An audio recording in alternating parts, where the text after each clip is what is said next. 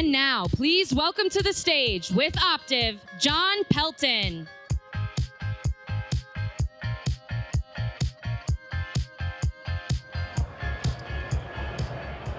Hey all, thank you for the time and coming down. My name is John Pelton. I'm the Senior Director of Detection and Response at Optiv. I've been working at Optiv for about a decade now, and that's given me a lot of really unique insight into some of the challenges of doing security at scale, and also transparently getting exposed to quite a few different problems over the years and different ways to solve them. So I'm here to talk about this year and really considering taking the move to outsourcing to a managed security service provider instead of doing that in-house. So when we think about what does it actually take to try to do SecOps as an individual organization, there is a number of things that I think are really challenging to wrap your head around from a logistical perspective. First thing, doing that 24/7, 365, it's expensive, right? If you even just look at the analyst component, you're looking at a bare minimum of 7 people on staff around the clock, the management issues that come with that, to really make sure that there is that coverage around the clock there. What you don't want to do is rely on a fully on-call model. By the time it takes somebody to get on call to respond to an alert, a lot of really precious time is unfortunately lost, and that blast radius increases much further. So having somebody to watch your back 24/7, 365 really does help alleviate a lot of that pressure there. There's also the talent shortage and competition there in the market. We're seeing a lot of organizations just really struggle to retain talent. They might come in the door, they work there for 6 months, they get some training and enablement, and then they go to whoever's willing to pay them more next. Kind of offsetting some of that risk to a managed security service provider to help with that problem can really just allow your team to stay a little bit more focused on overall business goals and objectives there. The technology investment, I think that's also something that if you're a smaller organization, everybody is going to be expected to be a jack of all trades. They're going to need to know all of the tools, the exposure management, the SIM, the EDR, the network, the identity, the SaaS. And unfortunately, what that means is nobody's going to be able to be really an expert at all of those and go really deep. They're going to be able to just go an inch deep and needing to go a mile wide, instead of having teams of experts of principal level resources that know those tech really deep down and how to extract the most value out of them. So relying on a managed security service provider to really extract some of that for you, I think also is a really key point there. Operationalizing threat intelligence, really, who has the time to do that when you're wearing all of those different hats? It's really challenging to do. And I think also not being able to really adapt your technology to, or your posture to the ever-evolving threat landscape, again, just based on bandwidth, right? You can't have jack of all trades do everything really good. They're great resources, great learning opportunities for them, but I really think it is a hamper to extracting the most out of your program. So how do we do this? Leveraging outsourcing to a managed security service provider, right? As I mentioned, there's going to be teams of people where you might have one person covering 3 different areas. You're going to have deep benches, right? Managed service providers are typically going to have hundreds of experts in all of those different areas. And it's very valuable when a security service provider, somebody can just swivel seat to solve a problem to the person next to them, get the answer, and then kind of go back and forth with them, instead of somebody needing to go do the investigation themselves, try to go do that research, how to figure out how to do that themselves. So teams of experts, I think, is really key value that clients don't recognize there. As I mentioned, the 24/7 coverage, that's key, but also a managed service provider, when they learn something from one of their customers, they can change that process, they can change that playbook, and then that gets pushed out to all of the clients. So we get much more rapid adherence to evolving processes, procedures, playbooks, and that's just something that smaller organizations unfortunately don't get the opportunity to, because they're exposed to a much smaller set of use cases there. The reduced costs, it is expensive to bring talent in, it is expensive to retain that talent. The management component, keeping them interested through training, it's also very challenging. And then vendor management, right? What we're doing day to day, do you really want to keep following up with a vendor to fix a bug? That's something that typically managed security service providers are also able to come in and take that kind of weight off your shoulders. And then the continuous investment about learning and development. At Optiv, we have a number of different things there. We expose all of our analysts to a cyber range. We also give them numerous training from kind of all-you-can-eat providers. We also, through our partnerships, get exposure to training and events on specific technologies. A number of my analysts now are at a cyber range that a vendor is putting on. It's just they're getting exposed to a lot of things that an individual organization just don't has the resources or relationships to really execute on. This one is interesting given we are continuing to see AI be used against us, right? And while a managed service provider isn't going to be able to detect some of these components, but we're seeing the phishing lures become much more advanced. Previously, being able to spot a phishing email based on bad grammar, that was what people were looking for. That's no longer the case. They are very well polished now. Deepfakes, voice phishing, somebody that you trust is asking you to do something. That's becoming much and much more prevalent. And then also using LLMs to summarize a target's attack surface and put together a plan there. That's also something that we're seeing there. And while detecting each of these individually is very challenging, I think the key point here is that we just don't have time to look at a lot of the lower level indicators when you're a smaller level organization. You're typically only looking at the mediums, the criticals, the highs, just based on that bandwidth problem where a managed security service provider can really work on helping driving detections further down, correlating much more of those informational alerts together to get early signs of attacks there. We don't see bandwidth at individual organizations to be able to execute upon that. Okay. So we've been working with Google to redesign our MDR service as a way to really offset a lot of these challenges for our clients. Number one is the business components, right? Really reducing costs, making it much more simple to consume and leverage a service provider there.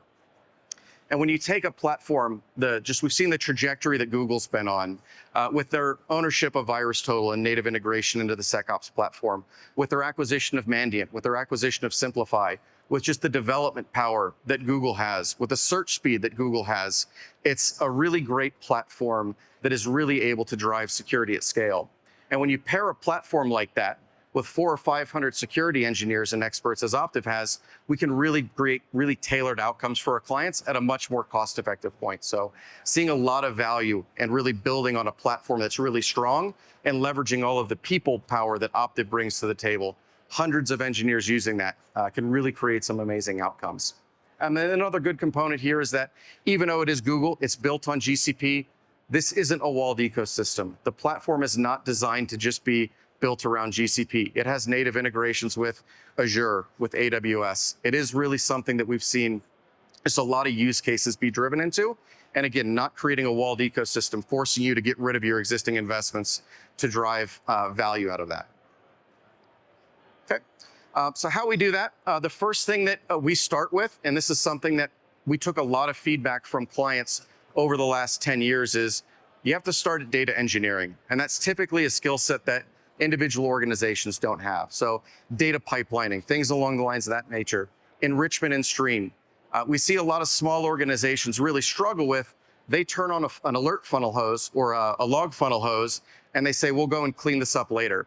That never happens. And unfortunately, that just turns into unnecessary expense. You're going to pay somebody for all of that data you're sending through both processing and storage. So having a team of data engineers working on pipelines there to optimize and really stretch that buck further, it's a really big value add from a client perspective, right? If we're seeing the same logs or the same information happening tens of thousands of times an hour, we'll work with you to aggregate that into just a single log line entry, which really, again, helps reduce the overall amount of spend that you have from just a data cost perspective. We obviously bring the detection 24/7, 365, but more importantly, the response actions.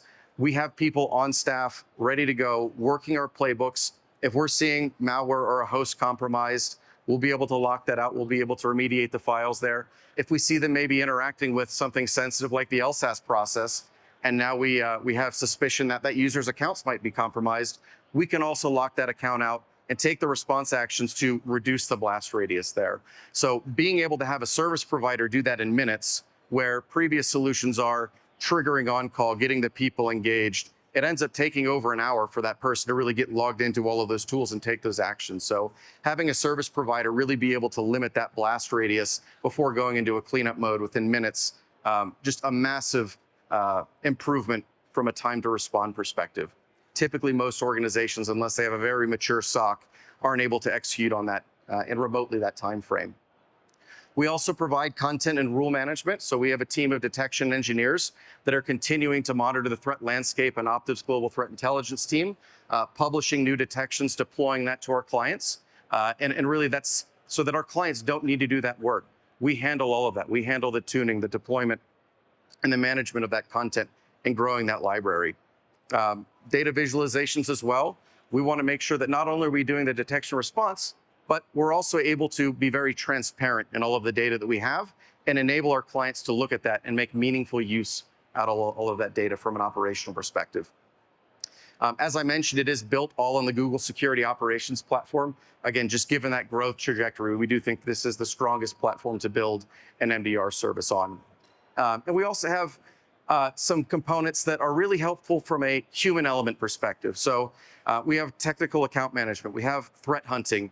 And while we do threat hunting as part of the native service, if you need a named threat hunter to just understand business context and build that into their hunts and their hypothesis, we can do that. If you need somebody to really help you grow your security program from a maturity perspective, our technical account managers will work with you, score you across common frameworks, say this is where you're good at, this is where we maybe have some gaps, some areas of improvement, and will continue to work with you by creating plan of actions and milestones to close down those gaps, remeasure so that we can continue to quantify the improvement. Are we making a change quarter over quarter? Are we getting better or are we stuck, right? What we don't want to do is get somebody through onboarding and expect that it's perfect. We need to continuously move forward and remeasure and drive each other forward to help each other be accountable. And then lastly, active defense. This is something that we've created as kind of a bridge where if we do find that an attacker or an actor does have a foothold within the organization, that we do need to declare an incident, that there does need to be IR and an incident commander involved, we will put our senior analysts and hunters on the phone to continue to gather information so that once there is IR engaged, we can just hand all of that information over and make sure that that is a very smooth and seamless process. When in many organizations, that's a lot of pain, that's a lot of anxiety. People aren't following process. Things aren't happening as smoothly as they should. So just giving some senior level resources in those times of needs to act as an extension there, really valuable from a client perspective. Okay.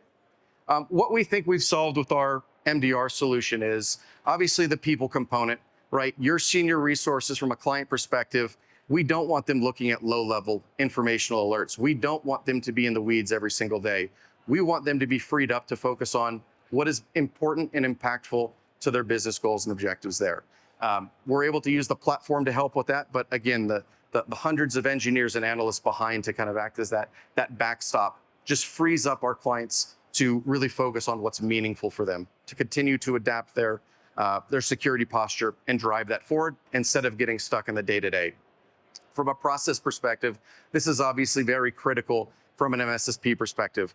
It is very challenging to document how everything should be, enable people how to leverage those processes. When our team is able to take a lot of that and bring our processes and procedures to bear, that's something that we can take that weight off of your shoulders there. We want to be able to automate the majority of the things coming in so that we can focus on the higher risk, more risky activity within the environment. And then from a technology perspective, we can help advise as well as implement. And this comes, what I mentioned, that swivel seating. If we have a problem with an identity provider not sending us the right logs or configurations there, even though we might be doing an MDR service, nothing's hampering us from pivoting over to our team that does that, getting that information and helping consult our clients to help just drive more meaningful configurations and again, extracting more value out of their existing technologies. And then cost, right? We've talked about this. It is very challenging to staff 24/7, 365 to keep those people retained. An MSSP, I think, is much more well-positioned to drive that forward and again, act as that backstop and really have predictable costs. The last thing that we want to do is not know what's coming next or continue to talk about change orders or based on data ingest moving forward. Okay.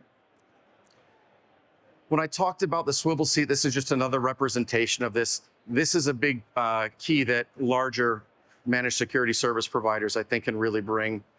These are the services that we have, and these are all teams of experts, principal level resources that really know the technology. So if we're doing perimeter management around Palo or Cisco, or identity, digital risk, managed SIM, privileged access management, these are all people that are part of our SOC that we can tap on those resources at any point to help our clients out.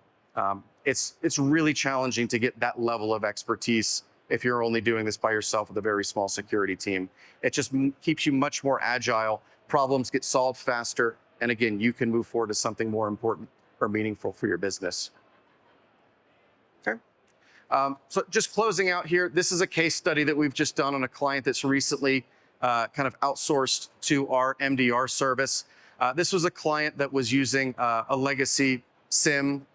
They were overwhelmed with alerts. They had a distributed global security team. They really had no processes that integrated between the different countries that they were operating in. And they were just having it was very challenging to get a good grasp on what was actually real in their environment. Everybody was acting in silos. Everybody wanted to add more data.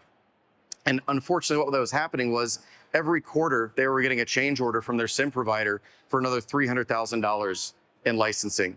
That's really challenging to plan for. And that's, especially if that's unbudgeted, those are really difficult conversations to have, asking for more and more money, keep coming from that well. What we were able to do is position the Google Security Operations Platform and our MDR offering, and really took a look at all of those challenges. And from a business perspective, through the data engineering that we were able to achieve, we were able to reduce their total cost of ownership by over $600,000. Previously, they had no capabilities from a SOAR perspective. Everything was being done manually. Now we can actually take response actions on their behalf. So we're seeing, again, what was hours being reduced into minutes there. And that's just not something that they were able to previously achieve there. Sharing playbooks with them, building their business risk context in there. What is their risk appetite? Do they want us to isolate everything as soon as we see something? Or are there groups of assets that are really critical to them? Us building in those stop gates into our playbooks to say, okay, this is something that is a very high value asset and you want explicit approval before we act. We can build all of that in so that we're not overstepping what they want us to do. So understanding where our clients are at from a risk perspective and adapting the service to really drive those needs, I think is really critical there. And overall, again, less total cost of ownership, reduced mean time to respond. And those individual security teams are now more focused on implementing and changing policy to make them more secure instead of continuing to just respond to the thousands of alerts that they're looking at every day and not really meaningfully moving that needle forward. Oh, that's all I had to talk about today. I really appreciate the time. And if anybody has any questions, I will be over at the Optiv booth here. Thank you.